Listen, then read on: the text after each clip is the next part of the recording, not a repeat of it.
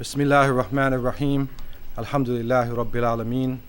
Wa sallallahu wa sallam ala khatim al-anbiya wa mursaleen. Sayyidina Muhammad wa alihi wa sahbihi ajma'een. Wa ba'd. My beloved brothers and sisters, I greet you with the greeting words of paradise. Assalamu alaikum wa rahmatullah. And I pray that these few moments that we spend can be a source of understanding and a source of inspiration for myself and you in the coming days. And we have reached a very critical point now in the development of the Islamic communities here in the West. And it is of great importance for those who are in leadership positions, especially for those who are involved in education, that we begin to look very seriously at our present condition, reflecting on the past, and also projecting somewhat into the future.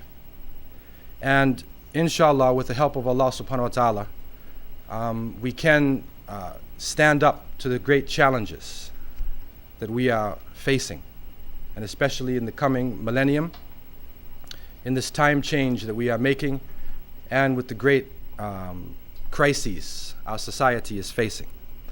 Allah subhanahu wa ta'ala has told us in the Quran, A'udhu billahi minash shaitanir rajim, Ya ayyuhalladhina amanu taqullaha wa qulu qawlan sadida. Yuslih lakum a'malakum wa yaghfir lakum dhunubakum wa man yuti' Allaha wa rasulahu faqad faza fawzan azima. O you who believe, have the consciousness of Allah and speak a straightforward word. He would repair your deeds and forgive you of your sins. And whoever obeys Allah and His Messenger has surely gained a mighty triumph. And so I want to speak to you today in this spirit of qawlan sadida. And that is because I would not come all this way and go through the changes that I've been going through. Toronto's getting cold now, by the way. Coming to Miami is like a sauna bath.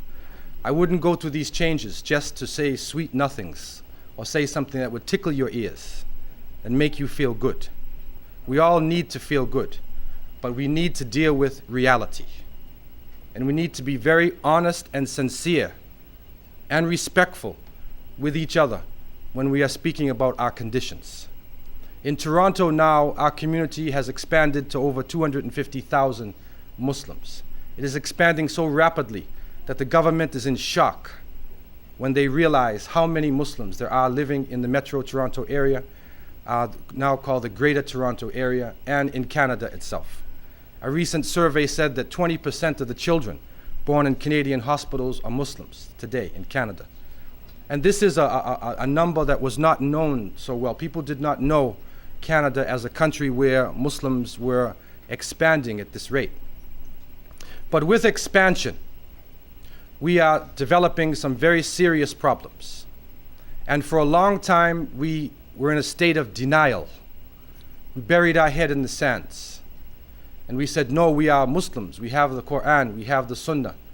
We have the best way. We are the best nation raised up for people. And the problems continued. And then, when the young people who were growing up within families, and many of the families migrated to this part of the world from the Muslim countries with the intention of only staying in America to gain an education. Some people came here just to make a little money. And then their intention was to return to the Muslim world. But with the catastrophic changes that went on in the Muslim world in the 80s, 70s, 80s, and even in the 90s, it made it almost impossible for many of the Muslims to return to their countries in Africa, in the Middle East, and in Asia because of the changes that had gone on. And then when 10 years went by, when 20 years went by, they turned around and looked at their children, and they were no longer little children running around, little Zainab and Zayd, mashallah, tabarakallah. They were now young adults. And in many cases, they had their own opinions about things, and they were American or Canadian in their outlook, as well as Islamic. And so we realized the need to come together for education. Another large faction in our community have been embracing Islam or re-entering into Islam in the Americas for the past 200 years. The African American people, as you may know, are entering into Islam in large numbers. This is not a coincidence.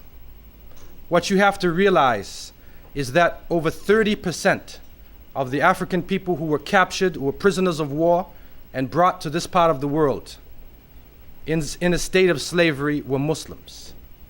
And what you have to realize is that not only were they Muslims who were captured and brought here, but in many cases they were ulama.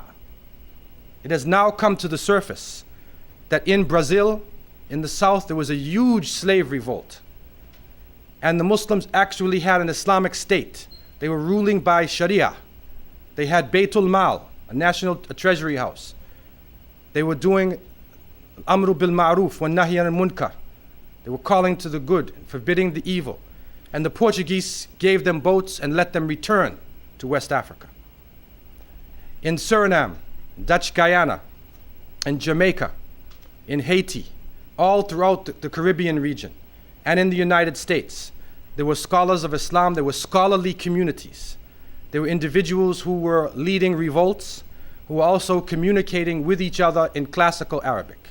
In Jamaica, they found an underground society with scholars from Timbuktu and Jenne who were communicating to each other and sending documents in classical Arabic language. In America, Umar bin Said, his writings have come forward now. He was writing the Quran by heart with the Maghribi, the khat, the script in Morocco, and he was writing also Ar-Risala, the fiqh work of Ibn Abi Zayd al-Qayrawani. This is an important work in Maliki fiqh. And so these type of works were being circulated amongst the people here. But the pain of slavery, mother separated from father, language being lost, the Muslims and other religions were not able to maintain their faith, but they knew they were different. And so that feeling of being different and the hidayah from Allah subhanahu wa ta'ala has now manifested itself with such large numbers now of African Americans returning to the faith. Also the Native Americans, who for a long time were looked upon as people who were outside of the parameters of civilization. We now realize that Muslims had contact with the native people before Columbus. We also recognize the fact that during the Spanish period, when the Spanish came as conquerors, the French period, French colonial period, there were Muslims who came as workers, and some escaped and went to the native people. And so amongst the nations of the natives, there is actually traces of Islam. Right here in Florida, the Seminole Nation, Seminoles, have written records, and there are also pictures and cultural traits showing that Muslims were amongst them. A group of Seminoles, there's a book called Black Indians. A group of Seminoles went to Washington, D.C. and met with the government, and they had turbans on, and they had abaya. Some of them had openly Muslim names. This is right in Florida.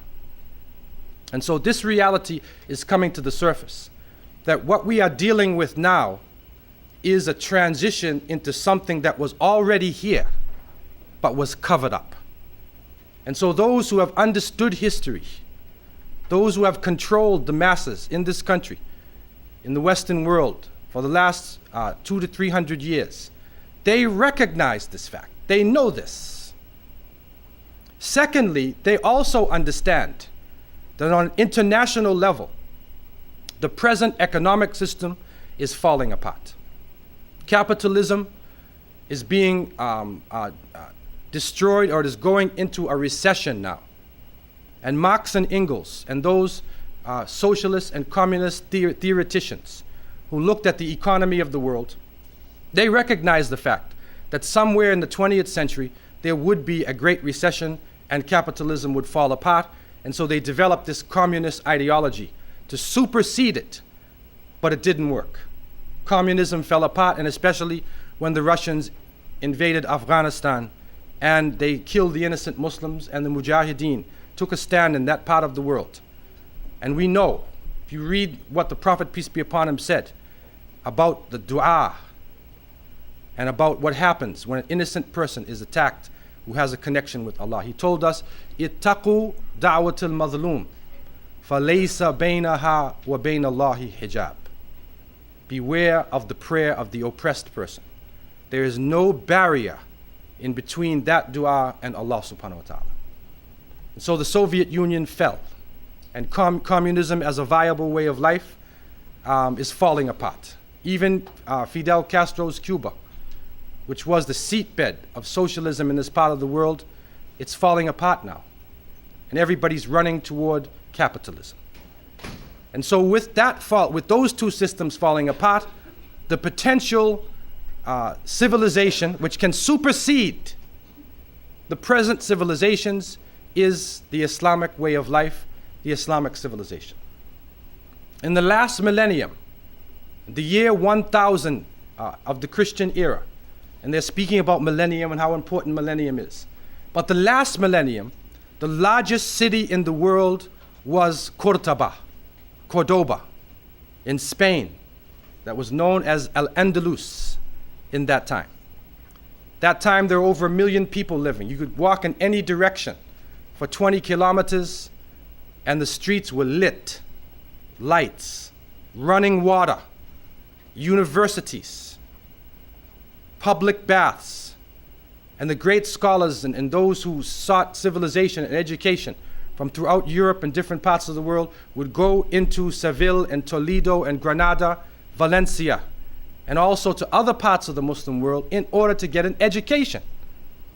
The same way we come to the University of Miami today. We go to Oxford or Sorbonne. We go to the non-Muslim capitals and we take off our Islamic lifestyle and we become like them, seeking an education to go back to our countries. The last millennium, the scholars of the world would throw off their cultures, learn Arabic, learn how to make wudu and clean themselves, and learn to write properly, and then go amongst the Muslims. Then they would take that back to their countries. And if you can really go into the source books dealing with civilization, the Renaissance, the new coming to life of civilization in Europe in the 14th, 15th century, you will see it is the legacy of the Muslim world. Now, one of the important parts of this civilization that I wanted to just focus on, without going into details into that understanding, is the fact that Muslims were able to develop a type of tawhidic, all-inclusive educational system. That is, that through the concept of tawheed, of oneness and unity, we not only saw that we were creations under Allah and that there's one God, but also we related to knowledge from any part of the world. That this hikmah, al-hikmah dalat al-mu'min, that hikmah, that wisdom and knowledge, wherever it comes from, is the lost property of a believer.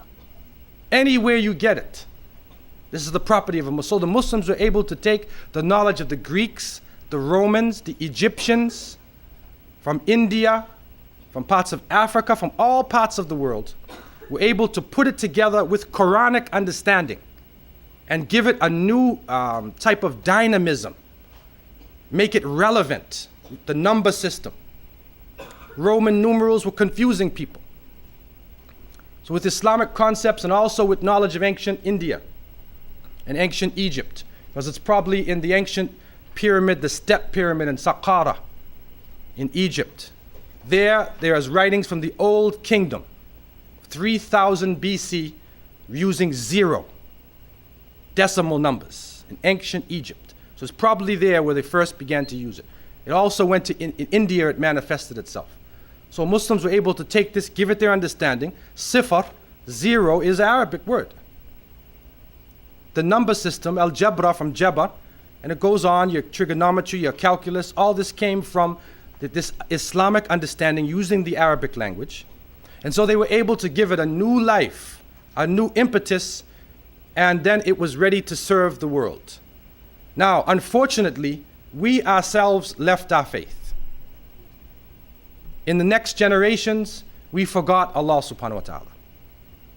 And we began to look at each other as nations and tribes. Arabi, Ajami.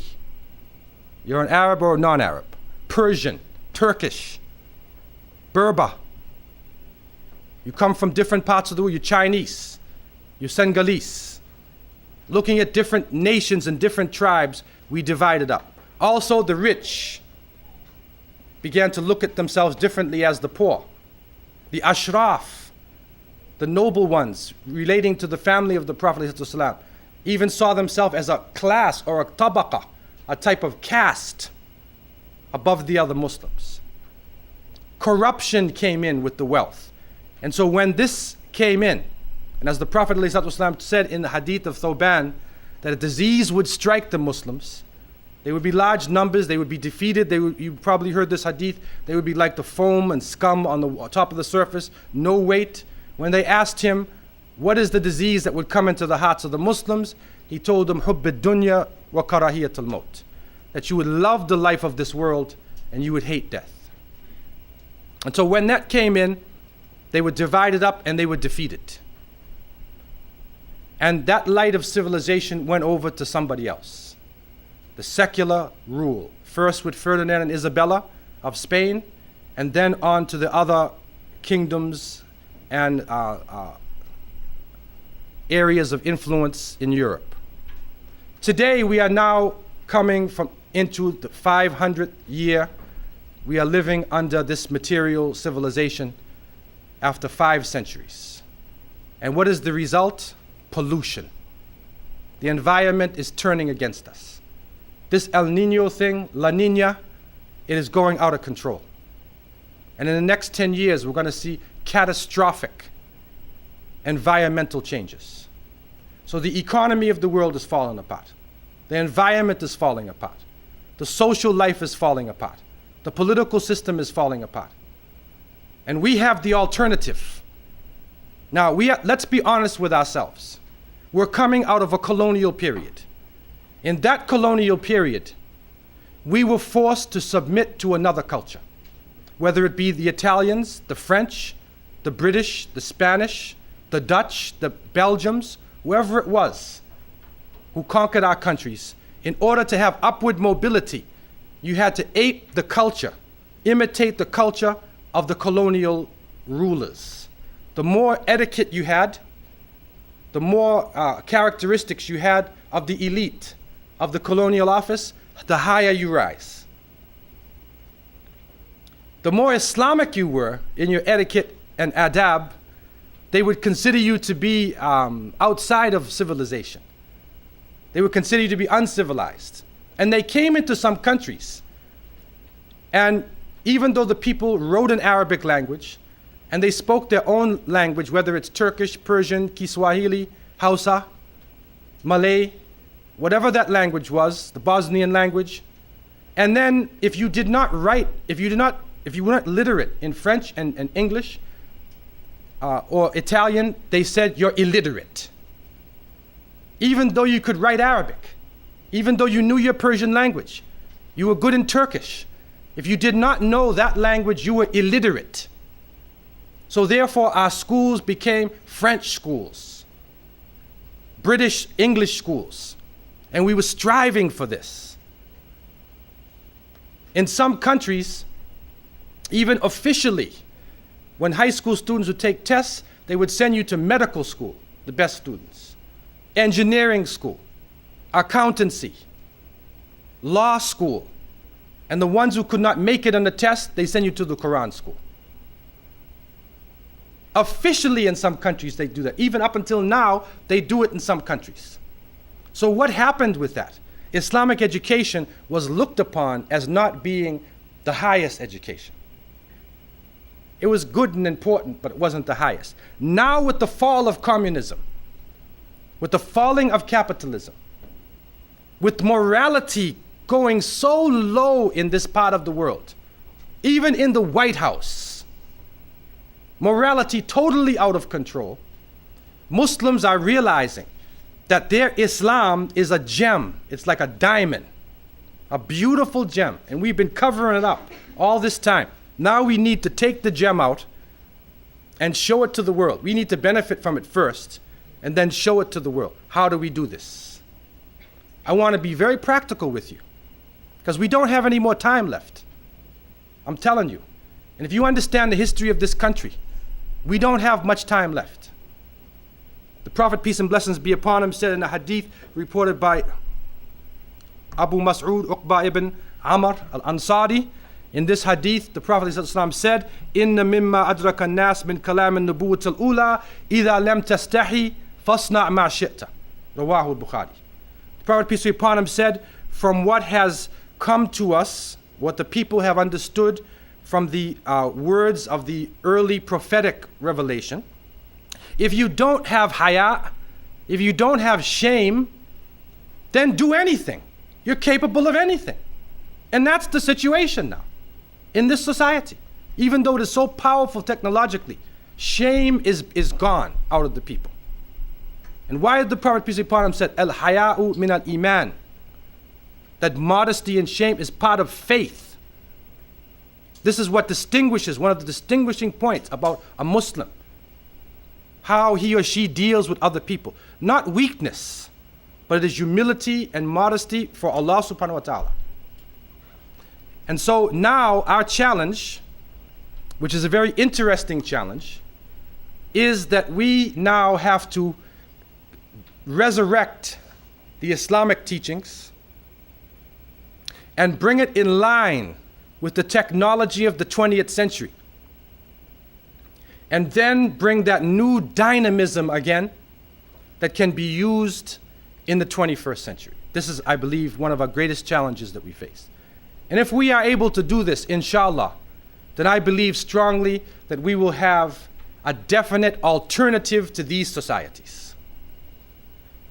But that means we have to focus, I believe, strongly in two areas. One is the area of education. And secondly is the area of the family. Because without families as the building blocks of society, there is no society. And without education, without people who are carrying that Islamic understanding and have the dynamism and the knowledge and capability, then we don't have direction. So we need to focus on this. For a long time, Muslims focus on the political aspects, the economic aspects. When you have a lecture in a community or a gathering, if you talk about the family issues, then you only get maybe about 5 to 10% of the community comes out. And 3/4 are sisters. If you're talking about the family, right? If you're talking about education, in the past, you'd only get 40% of the community. If you talk politics, this Jamaat against that Jamaat, this Imam did wrong and the executive committee is going to get him. Everybody's out there. The place is crowded. They want the politics. Bring a hot political issue from the Muslim world. Islamic State. Islamic State. Overthrow the government. Hot political issue. Everybody comes out. But when they went to one of the great scholars of Islam, Ahmed Zarruq, rahimahullah, from Morocco, and they asked him about Islamic State. And he looked at people who were not even dealing with their Islam, and he said, يَطْلُبُونَ الْفَتْحَ دُونَ الشُّرُوطِ. They are asking for the victory without fulfilling the conditions of the victory. You want Medina, and you haven't gone through Mecca yet. You want to have an Islamic State, but yet Tawheed is not in your heart. Your character is not developed yet. And so the families is a crucial issue that we have to look at, and we have to not bury our heads in the sand. What we developed in Toronto is Islamic Social Services. It's a new institution where we do family counseling. We deal with the issues. There's a problem between husband and wife, parents and children, teenagers are running away, Children's Aid Society is taking your child. Let's deal with reality now. This is the basis of our community. Social services. Those who are involved in social services have to have confidentiality. That means they have to keep the secrets of other Muslims. We have this bad tendency amongst us that we talk too much. We talk. And especially people from the same nationality. I had people come in, a person came in from Bangladesh, And they said, okay, I'll tell you my problem, but don't tell the Bengalis. Okay? Another person came from Egypt, and they said, yes, I'll tell you, but don't tell the Egyptians. Every country they say that. They're afraid of their own people. Why? Because when people hear things, they get on the phone. Oh, you know what happened to such and fulan, and this and that, and they're talking, and then suddenly your business is all over. The leadership, those in responsible positions, have to have secrecy, confidentiality. They do not speak about people's secrets. They do not carry namima or begin namima, scandal. Prophet, peace be upon him, said, La yadkhulul jannah namam. That the person who carries scandal will not enter paradise. That's serious. It's very serious. And so, confidentiality and also facing the issues head on and trying to give solutions that are Islamic and also dealing with the best professional methodologies used in this part of the world, combining both worlds. And so doctors, social workers, lawyers need to come together with imams, community leaders, and work together now to solve the family problems. And if it means you need a safe area where an abused woman or an abused child can come to that area and not feel threatened, then you need to have that. This is a crucial issue. We have to go at these problems and try to develop the kind of family where the home is a source of peace. The home is not a battleground. Because if the home is a battleground, then how can we go out and spread peace in the land? The second area which I want to focus on a little bit more, especially since we are here in education, we're involved in education, and I'm sure that some of the points that I'm going to mention here to you have already been discussed by you. This is not, I don't believe that what I'm saying is something new. But I want to just give you some ideas that we have come across in our struggle in education in Canada, in that area, and what I've seen over the years traveling in the communities. And this is making Islamic education relevant to the society we're living in. How can these courses that we're doing become relevant? Because we need to have that. One of the problems we faced about our Sunday schools, our weekend schools, is that the children started to get really bored. And everybody's memorizing Falaq and Nas and Qul Huwallahu Ahad. They're reading the same seerah story, and they come in and sleep, you know, all during the class. And they're bored. They want to stay home and watch cartoons, right? This is what we faced. This is not you, though. I know that's not you. This is our community. They want to stay home and they want to watch cartoons. So we have to think about, you know, making Islamic education relevant. Also, we have to think about our goals. What are the goals that you're moving toward through your education? That's important when you set your curriculum, that you have something in mind as an objective. Where are you going with this? Number one, we need to try to provide access to original sources of Islam. We have to begin to get our youth interested in going into original Arabic sources, that they can have a taste of the Arabic language and they can begin to love the search of Arabic language. And that also means Arabic-speaking people. That's what it also means.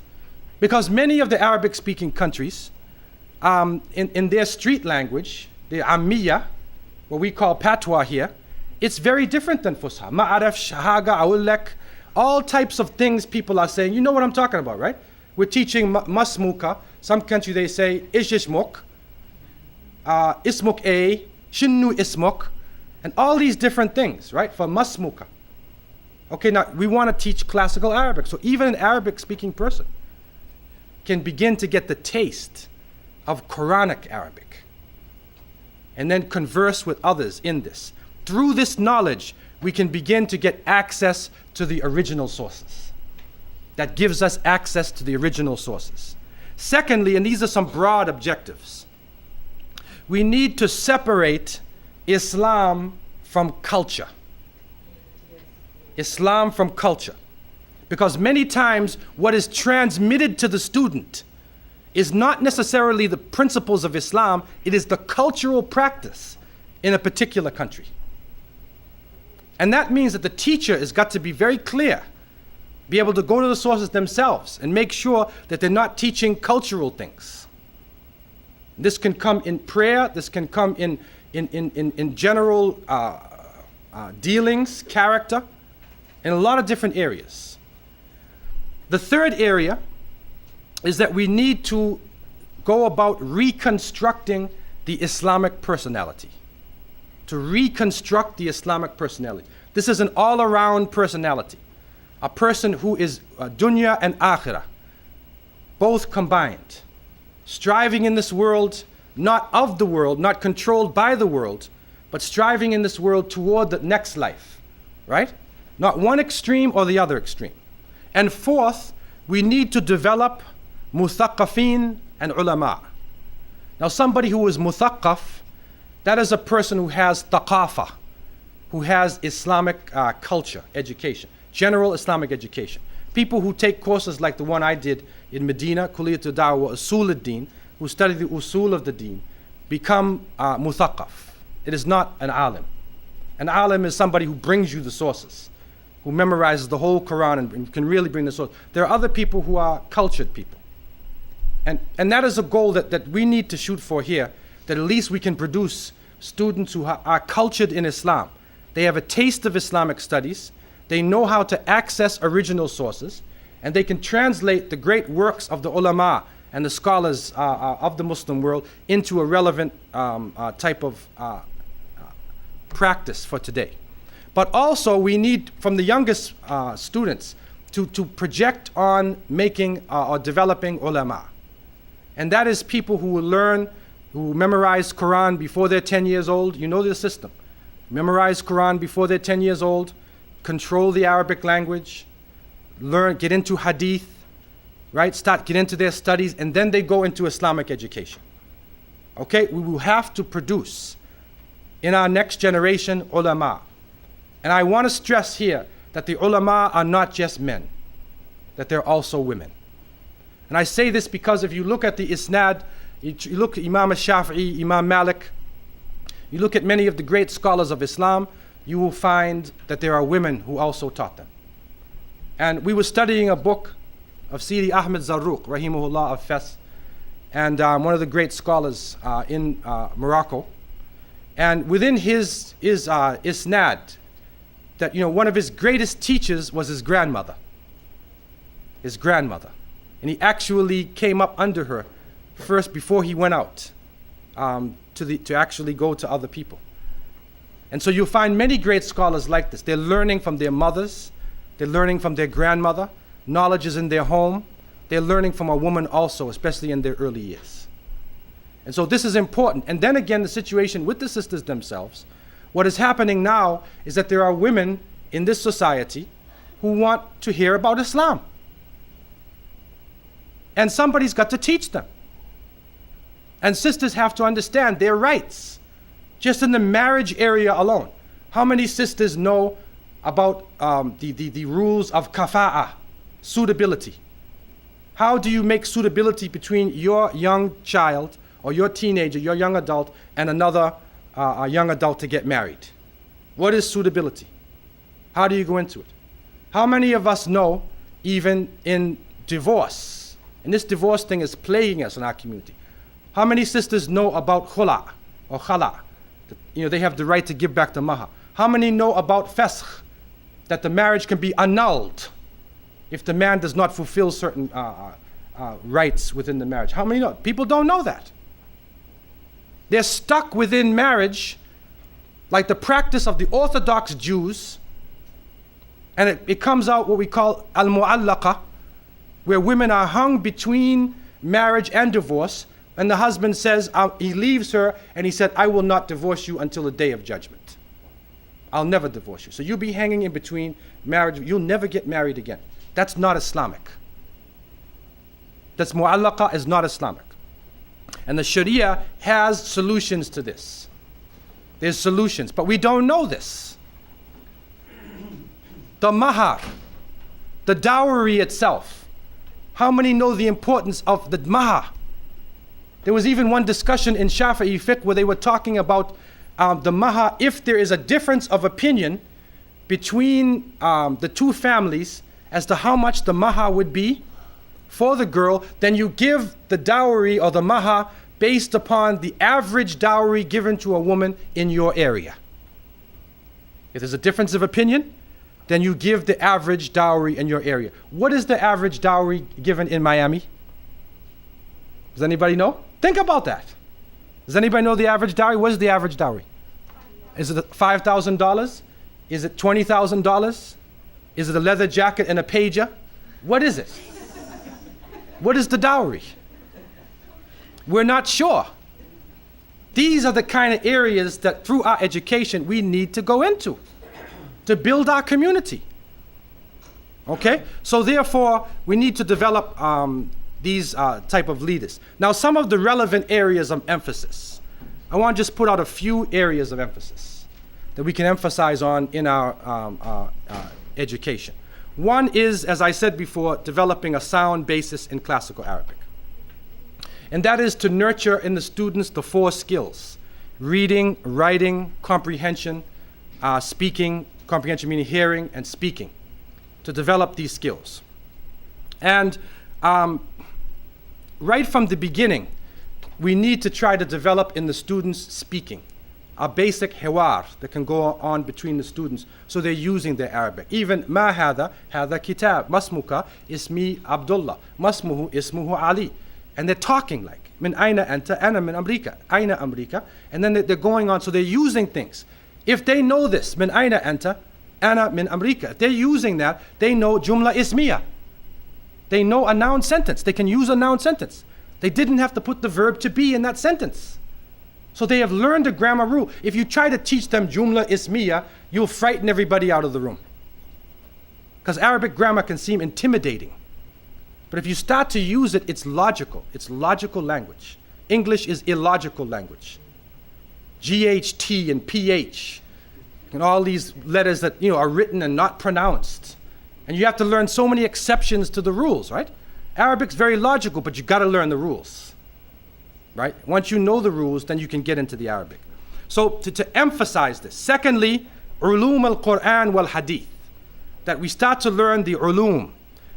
That we learn something about the Quran itself in the sense of how, when it was revealed, what types of verses are there, Meccan, Medinan verses, the ulum al-Quran, the tafsir, start to go into the taste of the Quran, right? And then also into the hadith, that we start to go into the hadith to get an idea, give the students a feel of hadith. What is isnad?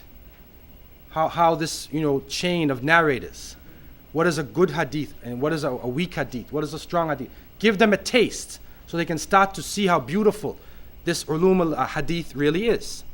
In looking at the Quran itself, again, we should be very sincere to it. We should have tahsin tilawatihi, itba' awamirihi, wa tadabbur ayati. That we should have beautification of the reading of the Quran. You should read it with tajweed, right? Tajweed, or tartil as they say, right? Tajweed al-huruf wa ma'rifatul wuquf, right? Tajweed al-huruf, that you give the proper rights to the letters and you know the stops, how to stop and start. Tajweed, everybody needs to learn that. But also, we need to learn that we have to follow it. Because many times we read the Quran, but we don't follow the verse. We don't love the Quran. As the Prophet, peace be upon him, said the time would come when people would be reading the Quran in melodious tones and it wouldn't go past their throats. Okay? Wouldn't touch their hearts. And lastly, tadabbur. We need to reflect on the verses. Learn to reflect on the Quran and reflect on the meanings. The third area we need to focus on is practical sessions in Tawheed.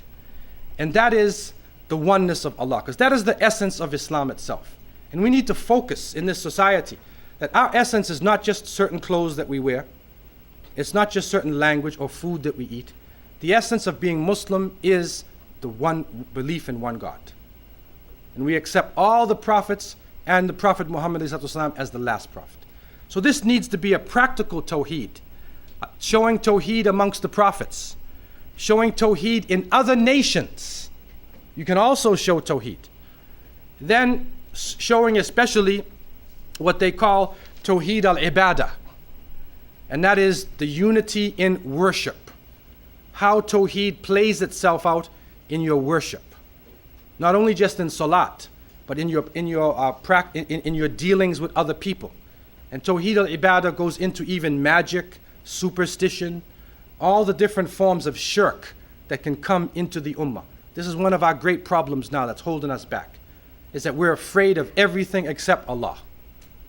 Afraid of the night, afraid of jinnis coming inside of us, afraid of magicians putting spells on us, right? We're afraid of these things, man. You start talking about the jinn amongst people and everybody's eyes gets big. Their eyes get big. He said, yes, last night I saw the footprints where they were backwards. The feet were backwards and they're walking.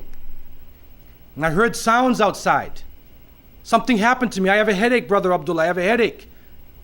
He's stressed out. He's got 2 jobs. He's a victim of stress, but he thinks the jinn is inside of his head. And so, to have that belief in Allah and to have that feeling, that connection with the Creator. The 4th point we would emphasize is as-siratun nabawiyah, and especially what they would call fiqh sirah, the knowledge, understanding of the seerah. You don't just read it as a story. Take knowledge from the different incidents that happened to the Prophet ﷺ and his followers. And you can read Seerah ibn Ishaq, you can read Ash-Shifa al-Qadi Iyad. There's a number of works that you can read where you will find seerah being expressed in a way where you can get something out of it. Okay? This brings alive Islamic teachings. Seerah is important, and we use this as one of our main subjects for the students. And that is because the young people here, especially those who watch television a lot, and that's just about everybody, they're used to watching stories. Everything is a story. The hero is there and his family is blown up by this wicked guy, and now he's gonna go get him. He's gotta get the evil people. The aliens have just landed over there, and so they see a story, and it comes to a conclusion. And some of these stories even teach them something. Unfortunately, they're teaching them the wrong ideas, but they'll teach them something with that story. When you tell some of the stories of the Prophet ﷺ, it's not just a story. It teaches something that we can learn from. If you go deep into it, it teaches tafsir, it teaches fiqh, it can teach hadith. Everything can be inside of the seerah. Also, you can teach what is called the stories of Sahaba, radiyallahu anhum. And there is a work by Abdullah Hakim, which is in English, called Companions of the Prophet. If you can't go to the Arabic sources, you can go to Companions of the Prophet, and there's female also companions, Sahabiyat. And these are practical stories. And when the children hear this, then is an example of somebody who did something. Then you can go through Islamic history, and you can look at different individuals in Islamic history, and you can follow their lives. Tariq ibn Ziyad, Salah ad-Din al-Ayyubi, many different people throughout history. You can see their examples right up into recent times, and these can be used. Number 6 is basic fiqh. Basic fiqh, simple, practical fiqh. So the students can begin to taste what fiqh is and to know how to make their prayers properly, tahara, and all these different aspects in a simple way. But I want to stress that we need to have tolerance between schools of thought. There's a problem happening in some parts of America where people are now, getting themselves fortified around schools of thought. I am a Hanafi, I am a Shafi'i, I am a Maliki. And in some cases, they look at each other, you Shafi'i? Some people say, they came to me and they said, can a Hanafi marry a Shafi'i? Right? As though it's like 2 different religions. Okay? They're fortifying themselves. Yes, you need to have a school of thought as the basis of your fiqh, but not to be intolerant. There's another new wave that says no school of thought. Don't have any school of thought. Don't go to any of the scholars. That's another extreme position. This extremism.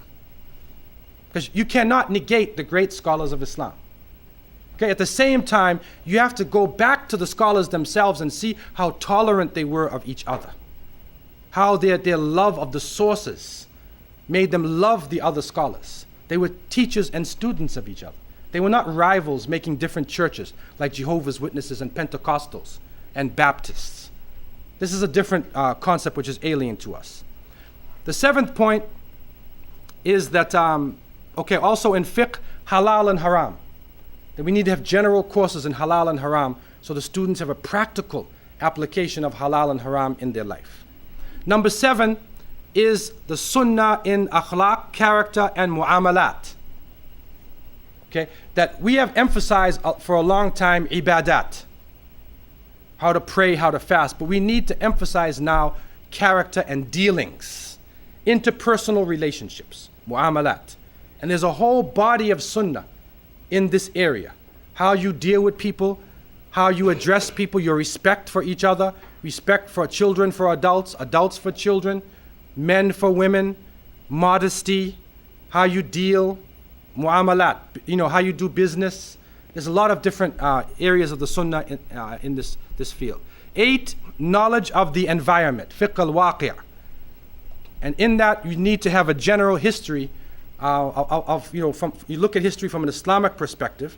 Also, we need to look at the history of this part of the world to get a general idea with an Islamic perspective. What is the history of Muslims in this part of the world? That's an interesting subject, because you might not know there might have been Muslims right here in this same place when there was no university, in a little masjid, and they tried for 50 years and then they got lost. You need to know about them so you don't fall in the same trap that they fell into. Now, coming to a conclusion, some of the supplementary aspects of Islamic education. One is, as much as possible, we need an Islamic setting. You need to have an Islamic setting. And you need to try to set things around you, to start to appreciate some of the Islamic, even in designs and clothing, in your food, and whatnot. You need to go into your culture. Our children are in great need of culture, because our culture now is becoming the Dajjalic culture of the West. Even in Mecca and Medina, they have Pizza Hut, McDonald's. It's all over the place. So we need to get them to appreciate other parts of Islam. In many Muslim countries, for a hobby, Muslims used to do calligraphy, khat. And they learn how to do the khat, very beautiful. Now it's basketball, right? Baseball. Okay, it's good to be athletic, right? But if that's your main hobby in life, you want to be Michael Jordan, you got a problem. There's only 1 in a billion are going to be like Michael Jordan in this society. And a Muslim is not going to be able to do all the things that he had to do to get that money, because we have limits. Okay? And so hobbies, Islamic hobbies. Okay, this is an important thing. Culture, even making pottery. Okay, designing things. The Muslims used to design. Go to some of the Muslim countries. Go to Syria. Go to Bornu in eastern part of Nigeria. Go to Morocco. Go to some parts of Pakistan and look, even in the furniture, there's Islamic design. In the clothing, there's Islamic design. We had this before. We had a taste for Islam where our Islam appeared in everything that we were doing, even in food that is given out to you. Even, we used to have these real ritual things that they might seem trivial, but even serving tea and coffee to each other. How do you serve a guest and serve coffee to your guests and tea? Somebody comes to your house in Miami and they're sitting down. Okay? What do they need? Especially if they come from Canada. They need a drink of water. Get them some water. Right? So you shouldn't even say anything. You should be bringing water. That's Islamic adab. What do our children know? Somebody comes in, you sit down, turn on the TV. He's dying, he's thirsty, and suddenly he says, can I have a drink of water, brother? And then you say, oh, yeah, there's a guest here. Because the TV captured you, right? But the etiquette of Islam now deals with your guest. See his health, see what he needs or she needs, take care of them, right? These are little things, but this is our culture. That's what spread Islam. That's why Islam spread across the Niger River and to Hausa land and all the areas. That's why it spread in Indonesia. That's why Indonesia is the largest Muslim country. It was merchants that went to Indonesia. In India itself, the Hindus were influenced by Muslims. All throughout the world, it is really the merchants and the scholars and the people of character who spread Islam. The next point is we need practical recreation. We need to have along in our classes. We even took a period of time in our Sunday school classes. Just showing you our example. We would teach seerah, we would teach some Quran, we would teach some hadith, and then we had wrestling class. Wrestling. So you separate the boys and you separate the girls. Okay, and the boys would do wrestling. And we get a Muslim brother who's good in wrestling or good in martial arts, and he teaches them. So they have sports, right? That's what they love. The girls too need sports. Some people say, well, wait a minute. No, the girls need sports too. You look at the Sahabiyat. Read about the Battle of the Trench and read about Muslim women. You see, they fought also. They knew how to fight. They lived a tough life also. In Toronto, we had a rapist who was targeting Muslim women. Only Muslim women he loved. And so we started Wendo classes, which is women's self-defense.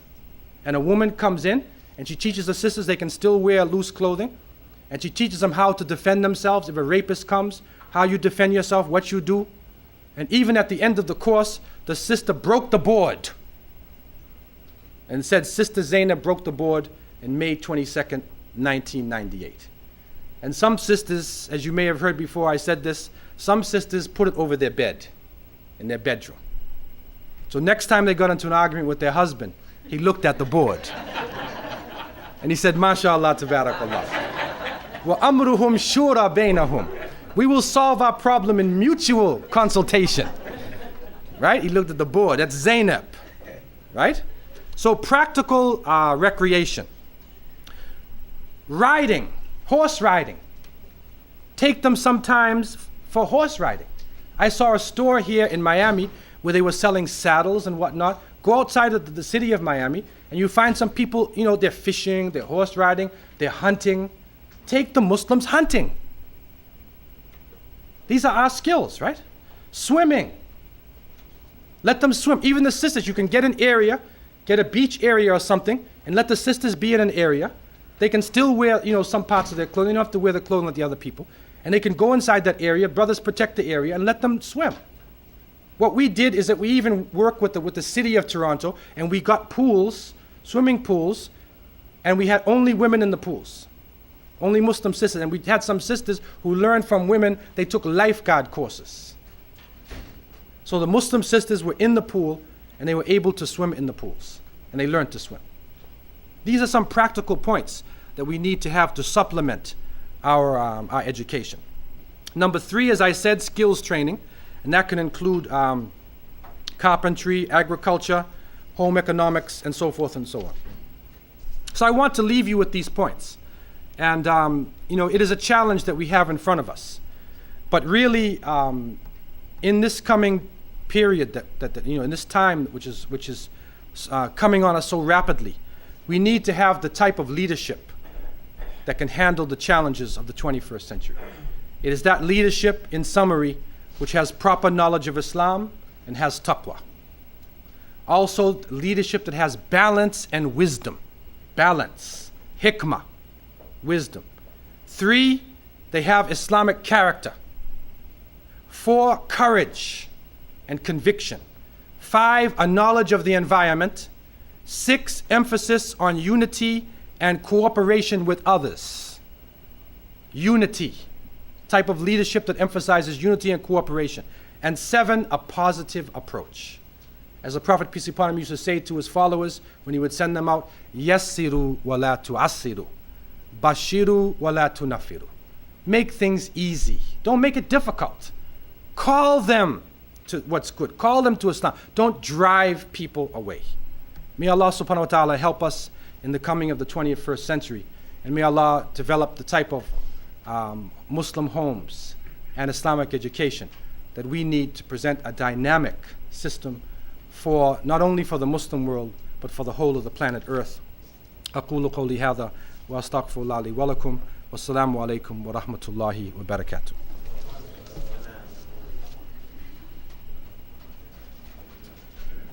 Thank you, brother. Do you accept the questions, brother? Yeah, sure.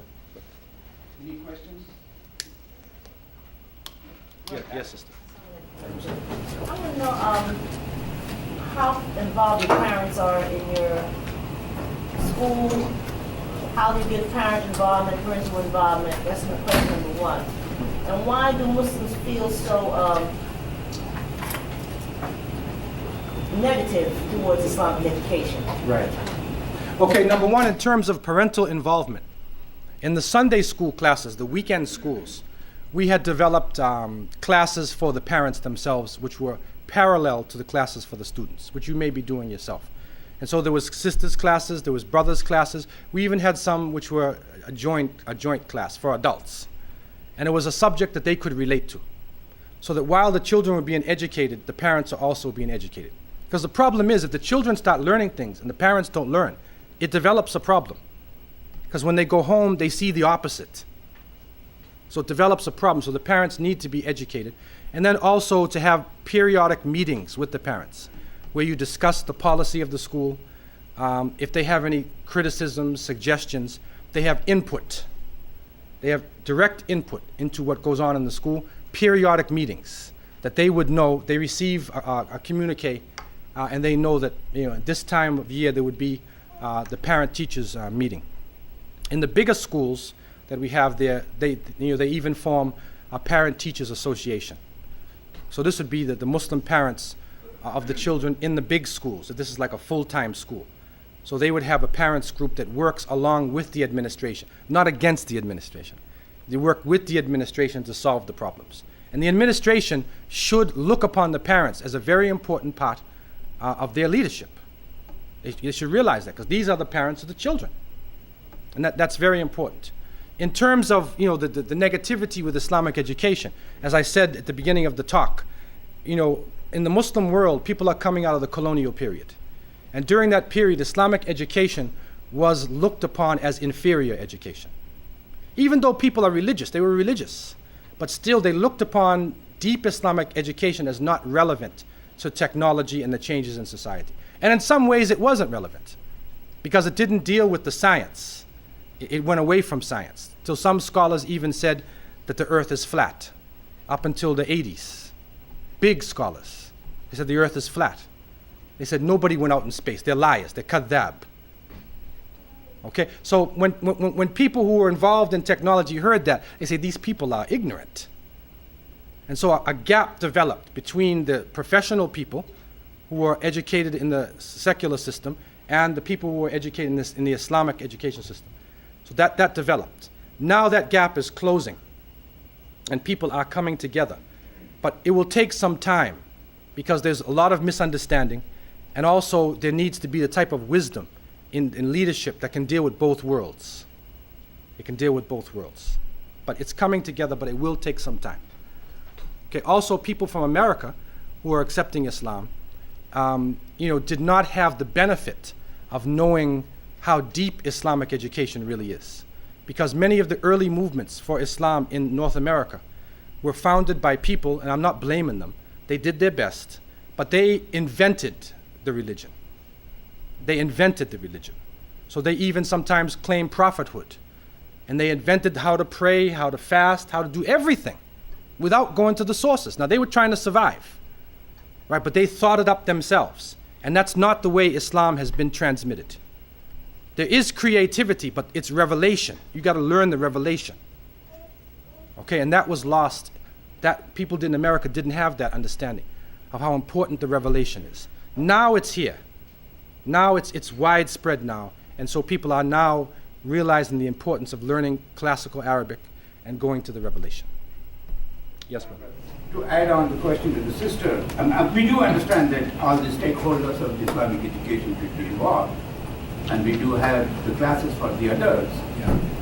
But the problem is how to motivate the parents to bring them over here. Yeah.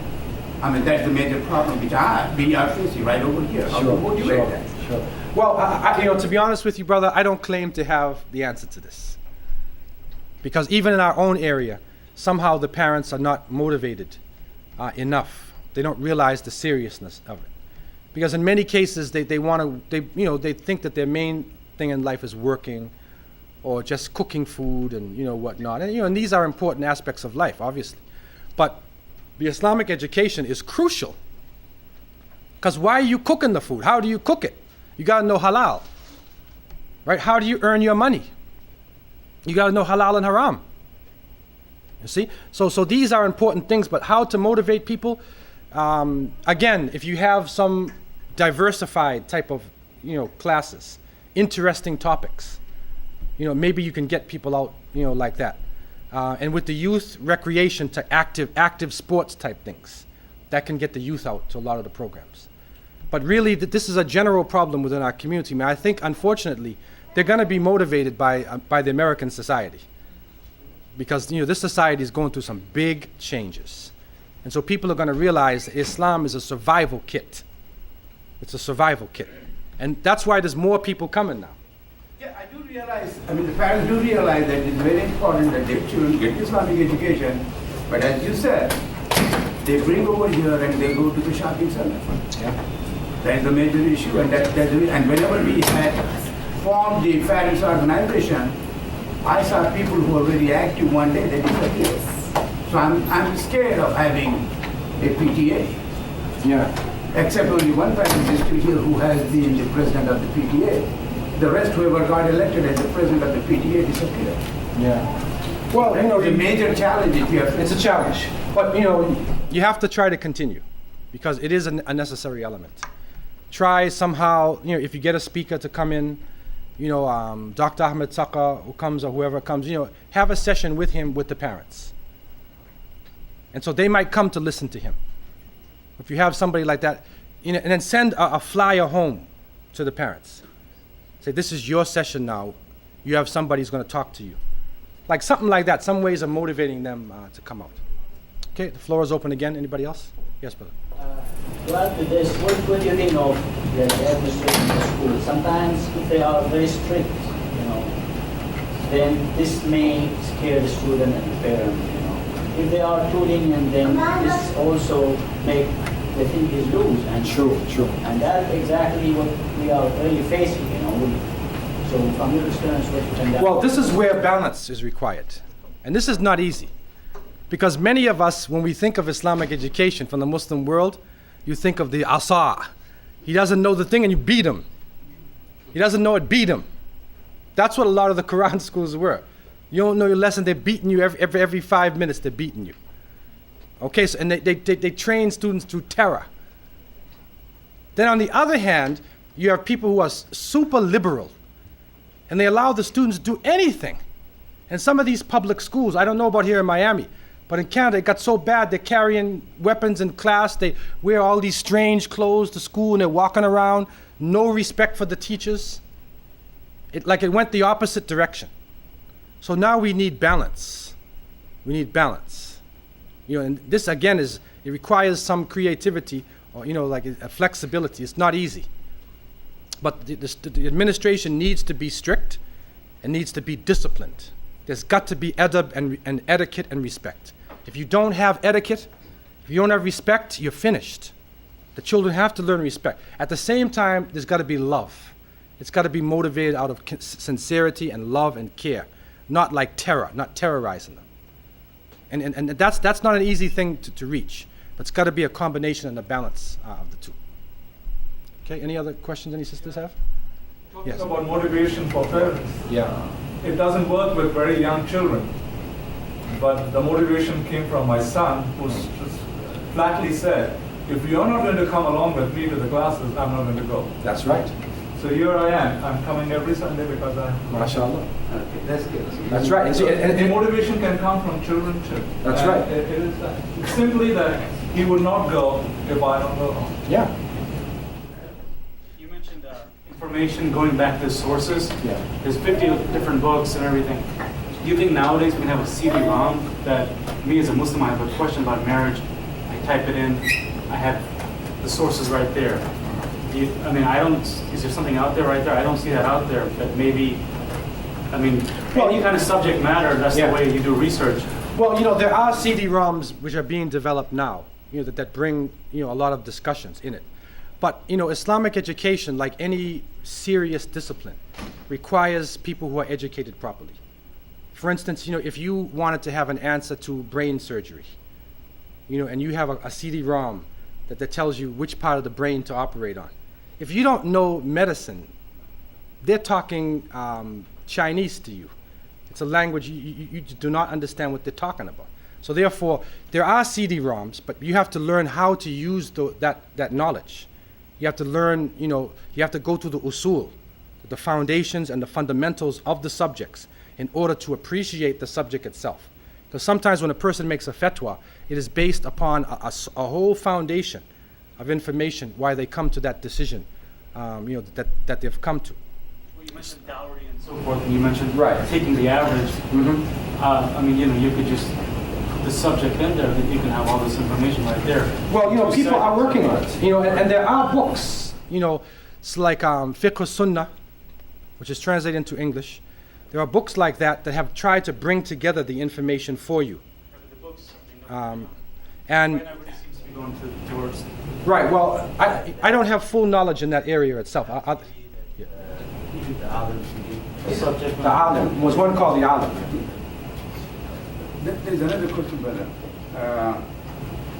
You said, the whole syllabus which you're talking about, I think we are working on the same line with the publication, their syllabus we are following. That definitely helps in developing the Muslim personality in a child. As you see, most of our students come from the Pakistanis and Indian families. Right. And that's the way I was educated, Go ahead, whether you understand or not, read Quran, complete the Quran so that we can have a big function Right. and tell everybody the child has to read the Quran. Yeah. That we cannot accomplish at Sunday school. And that's a major problem which I get the criticism. I'm sending my child for 2 years, 5 years, and still he or she has not completed the Quran. And how you answer that? That's not our focus too. Right. Well, people, again, we have to separate Islam from culture. And some of the things that we did in Muslim countries were actually cultural practices. And because, in Arabic-speaking countries, to read the Quran like that with no understanding, people don't do that because they speak Arabic. So that's sort of a cultural thing. And so some people would just read through the Quran itself and just read it, and then they finish and they do the khatam, and whatever, and then mashallah, and that's it. But today you need the knowledge of what's in the Quran as a survival kit to use it.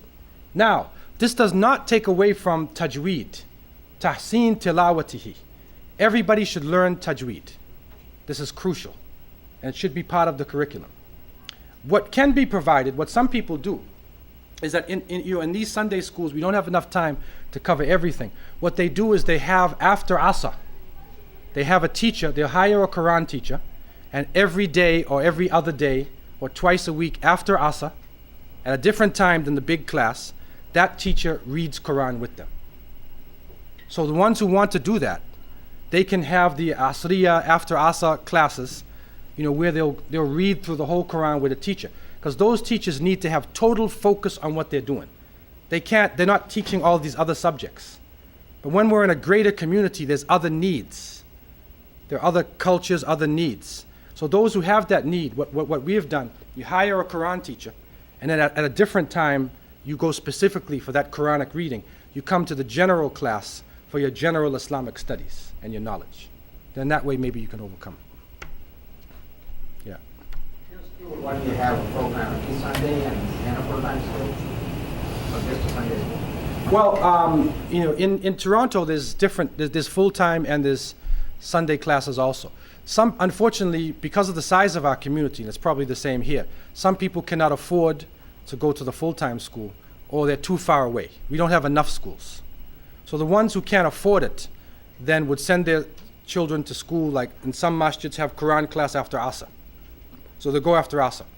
And on the weekends, they'll have a Saturday or a Sunday class where they get together like that, to fill in. But really, we should all be striving toward full-time Islamic education. There's no way around this. And as the American public schools get worse and worse, we will realize there's no way out but to put our children in full-time Islamic schools where they get a good academic education too, where they learn the math, they learn the science, they learn English, but at the same time they're in an Islamic environment, peer group is Islamic, right? And then they'll learn some Islamic studies at the same time. And hopefully eventually it will become integrated completely, where it's a really totally Islamic type of education. Question. On top of tagging along on the question of motivating the whole community, we have a problem in a community where we have to motivate the whole community. And they all say they want a mosque, they want a mosque, they want a mosque, they don't come out. And we're thinking, is this mosque going to be empty? You know, we're building mosques everywhere, and it's left empty. Right. People are not coming out. And then we have a problem with if someone gets involved in doing a particular thing, you know, helping and stuff, others will sit back and say, oh, let them do it. You know, that's a big problem. Yeah, it is a problem. And really the masjids have to become practical centers. You know, we have a tendency to want to build mausoleums.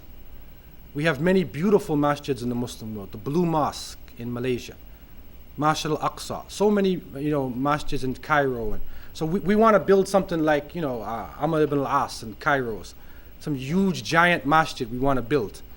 And that's not practical for the situation we're in. And when you go back to the time of the Prophet ﷺ, the masjid was small. You could bang your head on the ceiling if you were a little tall. It's a practical small building. So, you know, a complex that has masjid, school, also recreation facilities, gymnasium, should be attached to the masjid. Then the youth will come to play basketball or to play soccer and other things, and then they can make salat when it's time for salat.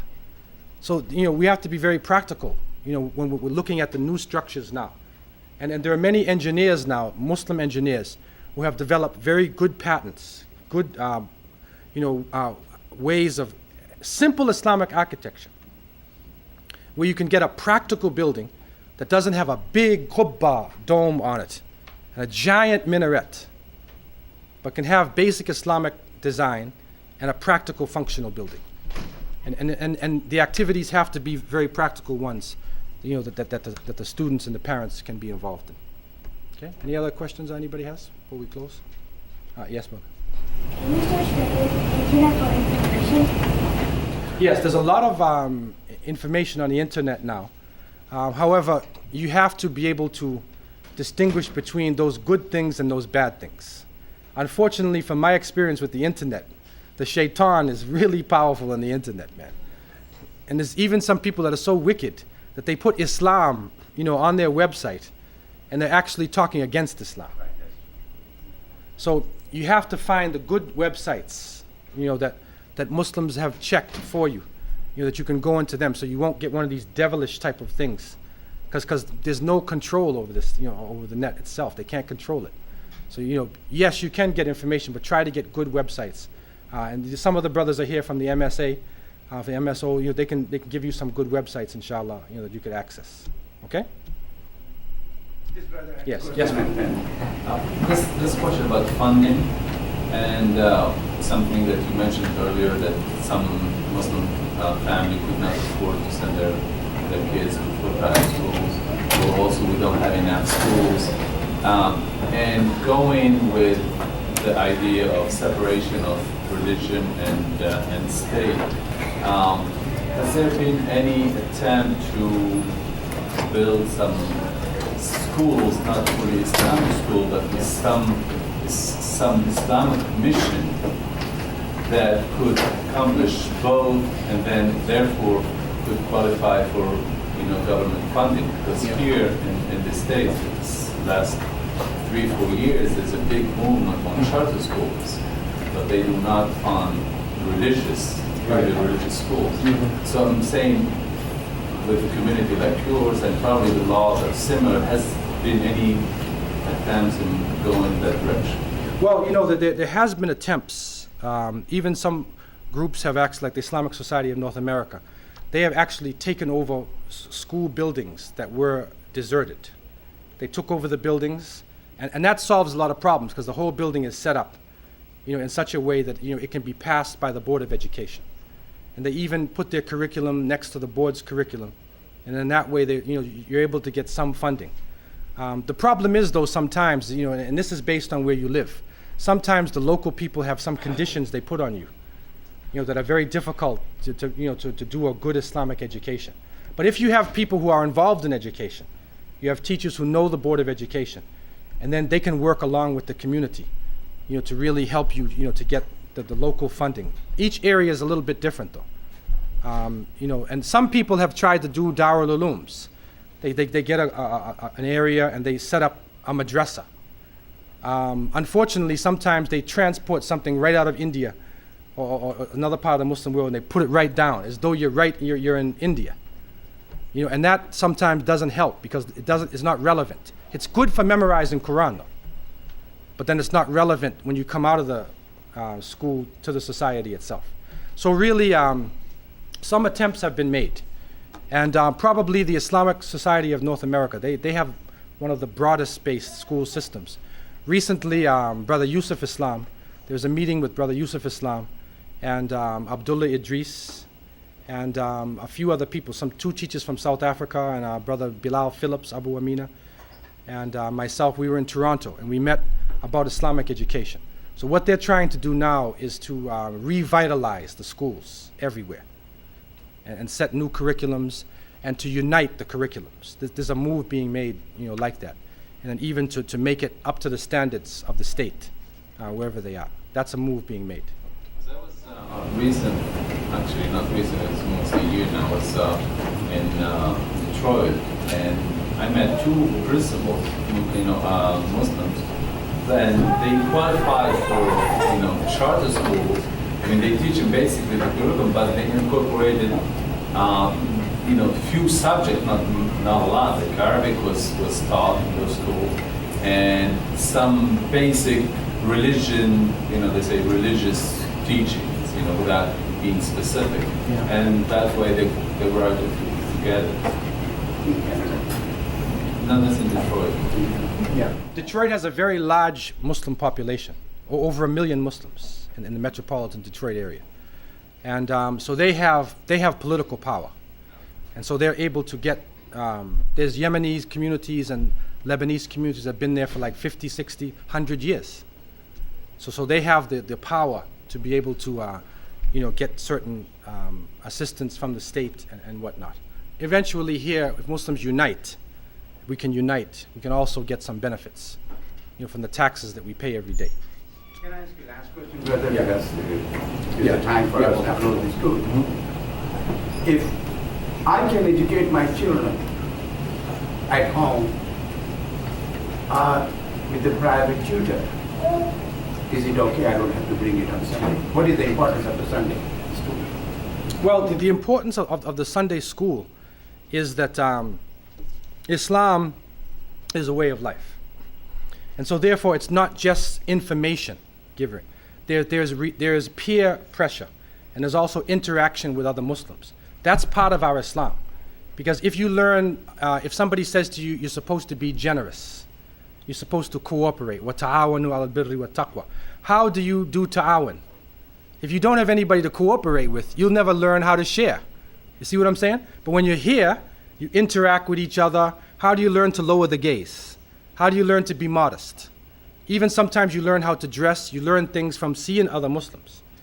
Also, it's important for the young people, their identity. Their identity. Who are you? If we don't enforce in them, you're a Muslim, and this is a group of Muslims, that's your community, then they start seeing themselves as somebody else. And when you watch television too much, you'll start seeing yourself like somebody on television. Then you got a real problem. So therefore, the society of Muslims, interaction with the society of Muslims is a very important element of education, because Islamic education is living education. It's not just information, right? It's information and practice, and especially the character. We emphasize in these times the character, mu'amalat, the interrelationship between people and our group as a society. So I want to end at this point And I pray that you would be successful in your striving here in your school, and that Allah would bring us all together in unity and protect us from the fitna of the 21st century.